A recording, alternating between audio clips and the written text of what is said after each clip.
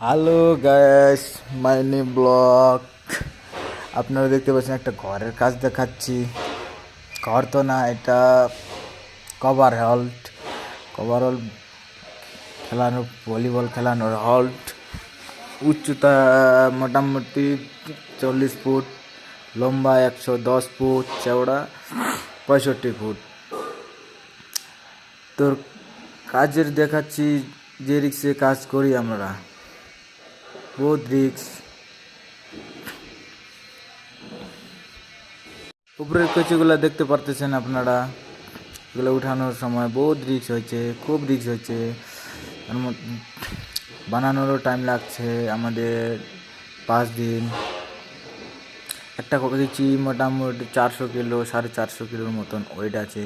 এগুলো উপরে উঠে রিক্সের উপর কাজ করে, কিভাবে কাজ করতেছি আপনারা দেখতে পারতেছেন।